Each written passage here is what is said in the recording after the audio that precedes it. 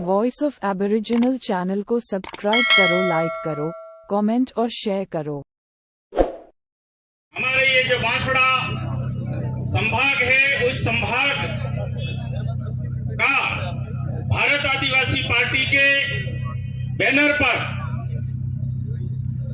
जो ये आरक्षण महासम्मेलन आयोजित किया जा रहा है, उस सम्मेलन में मैं बांसिया भील की इस पावन धरती बांसवाड़ा की ओर से मैं सभी संभागियों का यहाँ पर हार्दिक जोहार और स्वागत करता हूं। आज हम सब यहाँ पर अनुसूचित क्षेत्र आरक्षण महासम्मेलन के लिए यहाँ सम्मिलित हुए हैं, एकत्रित हुए हैं। आज हम लोगों को इस अवसर पर भारत आदिवासी पार्टी की ओर से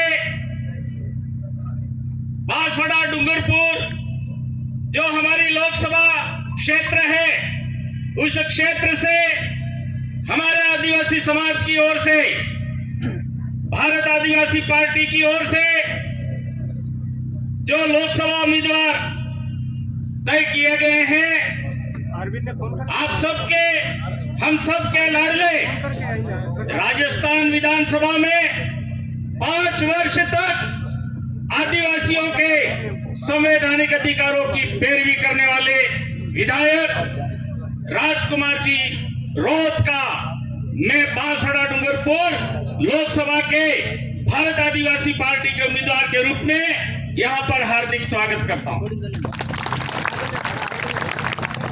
साथियों, यह कॉलेज मैदान एक ऐतिहासिक मैदान है। हम लोगों को आज इस मैदान में हमारे इस लोकसभा के उम्मीदवार राजकुमार जी को हमने मालाएं पहना करके स्वागत किया और ये माला कोई मामूली मालाएं नहीं है, ये एडवांस में भारत आदिवासी पार्टी के लोकसभा उम्मीदवार की जीत की माला है। ये सांसद की माला हम लोगों ने पहनाई और ये माला झूठी नहीं पड़ेगी। निश्चित रूप से हम सब दिन रात मेहनत करेंगे और हम राजकुमार जी रोहत को लोकसभा में बांसवाड़ा डूंगरपुर के ही नहीं, पूरे उदयपुर संभाग के आदिवासी क्षेत्र के आदिवासी समाज के हक और अधिकारों की मांग, उसकी आवाज जो है वो लोकसभा में उठाने के लिए हम भेजना चाहते हैं। और इस अवसर पर हम लोगों ने यह अनुसूचित आरक्षण महासम्मेलन आयोजित किया। साथियों, आरक्षण पर पिछले 75 वर्षों से कांग्रेस और भारतीय जनता पार्टी के आदिवासी लोग भी बोलते रहे हैं और पिछले 10 वर्षों से भारतीय जनता पार्टी और कांग्रेस का एक संयुक्त संगठन आरक्षण मंच के नाम से या मिशन 73 के नाम से आदिवासियों को गुमराह करने के लिए जनसंख्या के अनुपात में आरक्षण की मांग कर रहा था। लेकिन वह जो झूठा फरेबी आदिवासियों को गुमराह करने वाला जो संगठन था, उसका मुखिया आज कांग्रेस पार्टी की सदस्यता ग्रहण कर चुका और आरक्षण मंच जो झूठा था, आदिवासियों के साथ विश्वासघात कर रहा था, भारत आदिवासी पार्टी और आदिवासी परिवार के बढ़ते हुए संगठन को रोकने का प्रयास कर रहा था, षड्यंत्र कर रहा था, उसका खुलासा हो चुका है। और अब आरक्षण मंच और मिशन 73 के नाम से जितने भी लोग काम कर रहे थे, वो आज इस मैदान में भारत आदिवासी पार्टी के साथ। और मैं इस अवसर पर आप सबको विश्वास दिलवाता हूं कि भारत आदिवासी पार्टी से हमारे लोकसभा उम्मीदवार राजकुमार जी जीतेंगे तो लोकसभा में 5वीं अनुसूची के अनुसार आरक्षण लागू किए जाने की मांग की जाए। कई सारे लोग ये पूछते हैं कि 5वीं अनुसूची के अनुसार आरक्षण क्या है। मैं कम समय में इस बात को यहां पर समझाना चाहता हूं। 5वीं अनुसूची के अनुसार आरक्षण का मतलब होता है आदिवासी क्षेत्र में आदिवासियों के 100% आरक्षण का अधिकार। 5वीं अनुसूची के अनुरूप आरक्षण का मतलब यह होता है। कैसे होता है?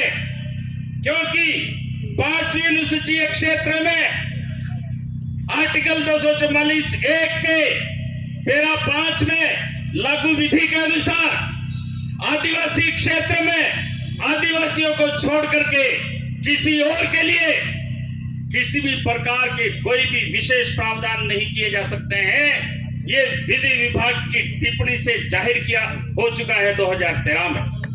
लेकिन कांग्रेस पार्टी के महेंद्रजीत सिंह मालवीय ने हमारे आदिवासियों का 100% जो आरक्षण का अधिकार है उस आरक्षण का गैर आदिवासियों के साथ में सौदा किया और हमारे आदिवासियों के हक का आरक्षण बेचा और आरक्षण आदिवासियों का बेच करके और उन्होंने वोट लेकर के कांग्रेस से 2-3 बार मंत्री बने और आदिवासी क्षेत्र में आदिवासियों के नाम का जो करोड़ रुपया आता है वो करोड़ रुपया डकार करके आज ईडी और आदिवासी पार्टी की गिडी दोनों से डर करके भाजपा। आपको याद होगा मैंने बांसवाड़ा से ही एक वक्तव्य जारी किया था जब आरक्षण मांगने वाले हमारे साथियों पर काकरी डुंगरी में गोलियां चलवाई गई थी कांग्रेसियों द्वारा। उस षड्यंत्र में महेंद्र मालवीय शामिल था और आरक्षण मंच के लड़के हमारे अभी कुछ समय पहले हाईवे जाम करने के लिए यहां पहाड़ियों पे चढ़े थे बागुदरा क्षेत्र में। उस समय हमारे कई सारे आदिवासी बेरोजगारों को और हमारी बहनों को महेंद्र मालवीय ने जेल में डलवाया और उस समय एक बैठक आयोजित की थी।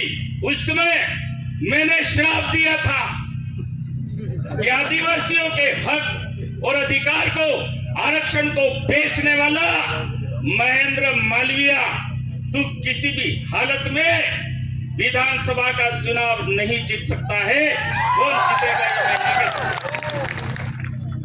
कौन जीतेगा या मैं नहीं कह सकता हूं, लेकिन तू कम से कम नहीं जीत सकता है। ये मैंने चांद सूरज और धरती माता को साक्षी मान करके उसको श्राप दिया था। लेकिन आप लोगों की कमजोरी की वजह से वो जीत गया। लेकिन मेरे चांद सूरज और धरती माता इस कुदरत ने न्याय किया, उसकी बुद्धि भ्रष्ट की और आज उसको खुद को त्याग पत्र दे करके और भारतीय जनता पार्टी की ये मेरे चांद सूरज और धरती माता ने एक मौका दिया है हम सब लोगों को कि उस आरक्षण खोर और आदिवासी समाज के गद्दार को हमें ये जो विधानसभा में त्याग पत्र कुदरत ने दिलवाया है उस त्याग पत्र दिलाने के बाद में दोबारा उसको लोकसभा और विधानसभा की दहलीज देखने नहीं देनी। ये संकल्प हम सबको करना है। अगर ये जीत गया तो आदिवासी समाज को बेच करके खा जाएगा। 5,000 करोड़ रुपया आदिवासी समाज के नाम का आया, उस रुपये को खा करके और ये ईडी के डर से आज नरेंद्र मोदी की गोद में जाकर के बैठ गया। लेकिन आदिवासी समाज को संकल्प करना है कि हमारे भाई बहनों के हिस्से का रुपया खाने वाला, हमारे बेरोजगारों के हिस्से का आरक्षण बेचने वाला जो है उसको अब हम कभी भी लोकसभा और विधानसभा देखने नहीं देंगे। ये बात कहते हुए मैं अपनी बात को विराम देता हूँ। सब भाई मेरी बात सुनने के लिए जोहार। जय आदिवासी, जय भीम। धन्यवाद बहुत बहुत गरासिया जी का।